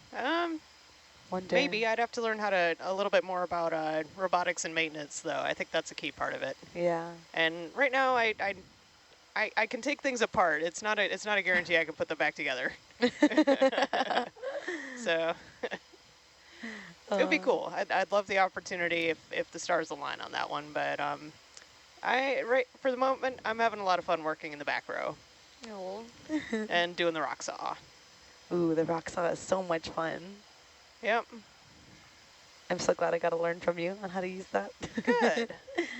Yeah, I'm still working on some field technique development for just trying to do better rock ID and description in the field, because that helps really streamline sample selection and like priority work that we can do on the samples that we collect. And I don't feel like I'm done with that yet. Yeah. So The excitement's still there. We love it. We love it. yeah, any sort of cost-effective way to make the science better, I'm here for it. Yeah. Yeah, the porch is still there. Yes.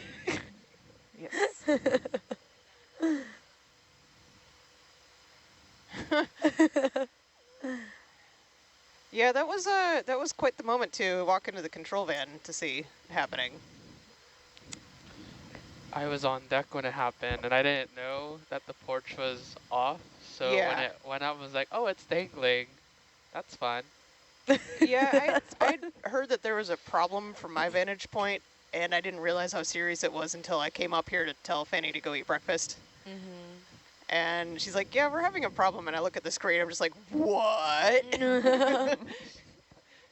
How did y'all get the porch back on? Like, how did that work? Yes, please. Thank you. Hose clamps. Oh. Yeah, that's not coming back off. Oh.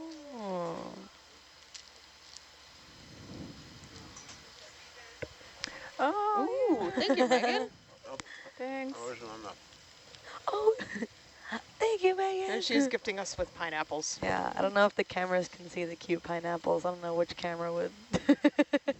We're on the side one in front of The Val. side one. Val. I want Val. Little, They're really little cute pineapples. pineapples.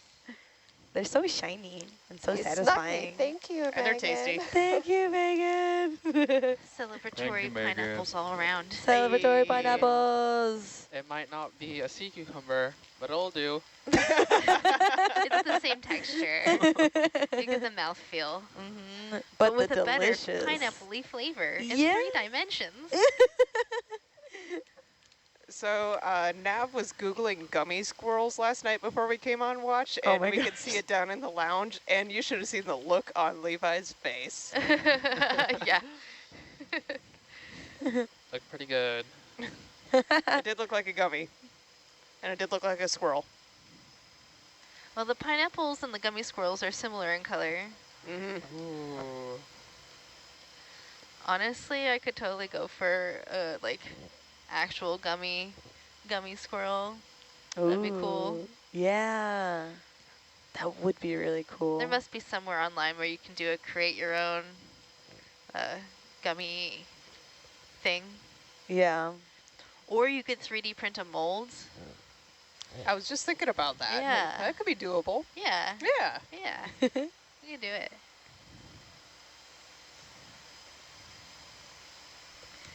It could be one of the Nautilus merches. 3-dimensional gummy sea creatures. or we just go to Trader Joe's and get those Scandinavian swimmers. I'd like to see a gummy siphonophore. Ooh, yeah. I want a gummy slime star. That looks so cool. A There you gummy go. slime star. Yeah. Have it like Yeah. a gummy. What flavor would they be? I feel like it'd be grape flavor Yeah. or lychee. Ooh, a lychee one would Yeah. That would be good. That sounds good. What if the inside had edible slime to really, you know? Like Like a gushers? gusher. Yeah, like a giant gusher, but it's like... gushers in a while. I don't know if they're still around, are they? Yeah, there's still They thing. are. Okay. I They- think they made a comeback. Yeah. You know, because the Okay. 90s are in right now. Yeah, they Yeah. are in. That's It's how I know coming how How to did go. this happen? Let's go. They don't taste the way I remember as a kid. Like as a kid, I remember them being like the best candy ever. And then I ate one and I was like, this tastes really, Well, really they definitely changed the ingredients. They did. Yeah. I'm sure there's things that we ate that we are no longer approved. You know, I didn't think of that. Or they're swapping in things that are more cost effective. Yeah, that too. Yeah, I was going to say, it didn't taste as good as I remembered as a kid, you know? I was like, Our dang. tastes also changed quite a bit as we Yeah, that's what I've heard. And I'm like, huh, grow. Yeah. interesting, interesting. They're like very sweet and kind of... Like, I had a massive sweet tooth when I was a kid, and I do not now. It's like a once in a while thing. Yeah, yeah. Me too. I'm like, bring on the spicy and the savory. Ooh, yes, get those like flavor combos going on. Ooh, I'm down with that. When I was a kid, I hated olives.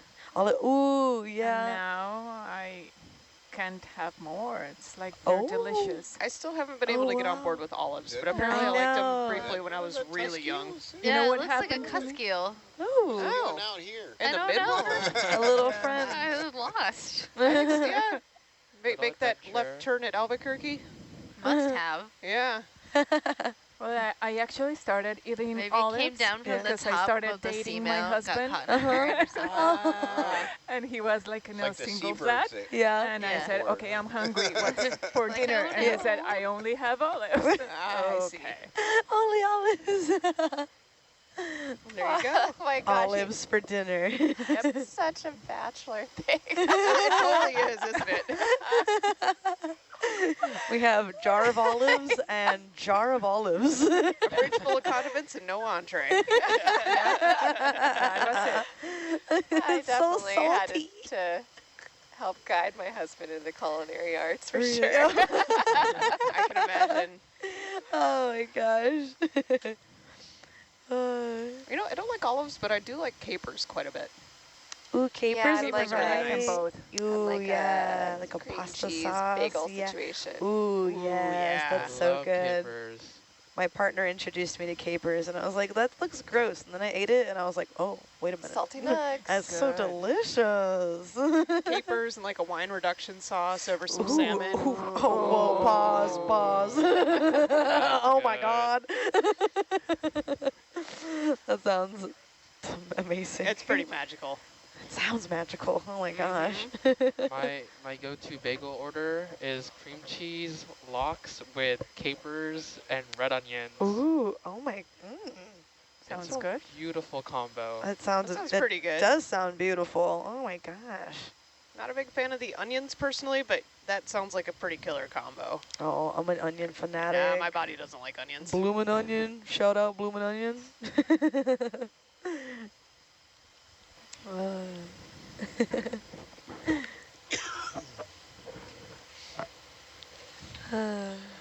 My smartwatch is telling me I need to get up and move more, and I'm just like, no, I'm on watch.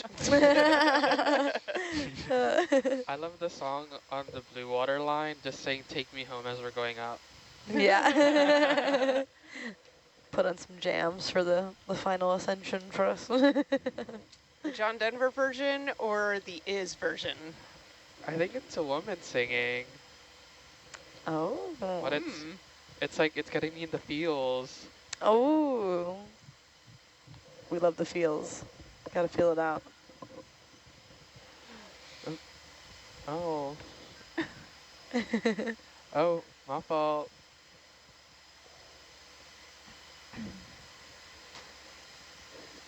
Okay, got it.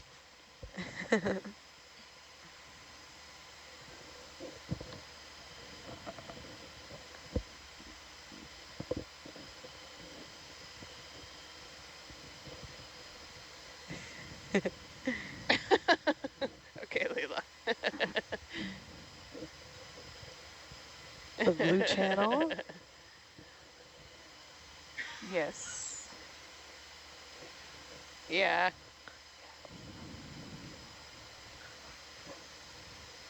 Oh, let me see. The blue on the bottom.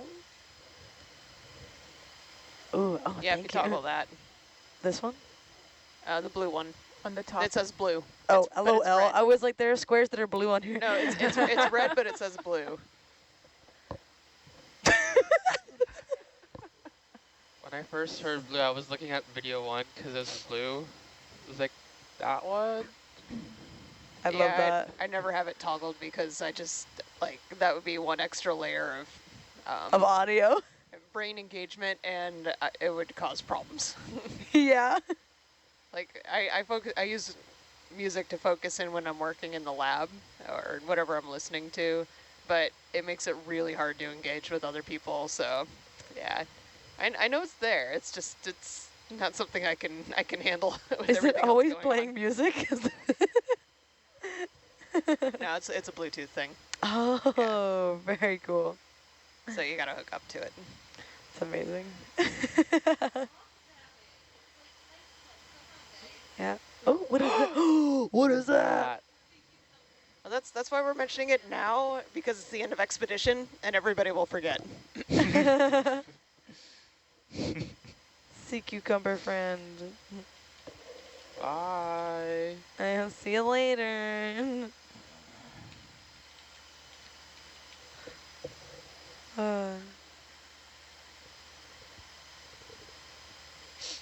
Hoville, have you had any personal highlights on this expedition? Well, of course. Yeah, what would they be?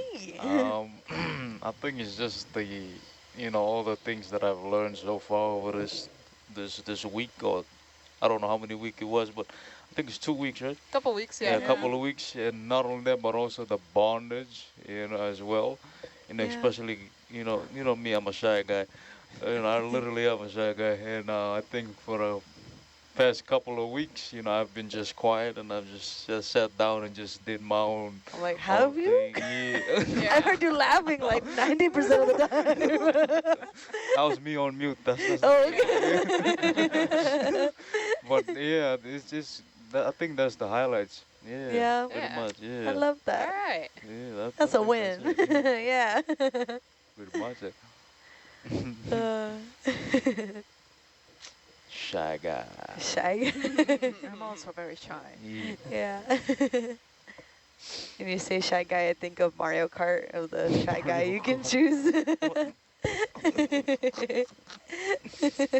Holy. Yeah, we do have some transit time, and we do have a switch downstairs.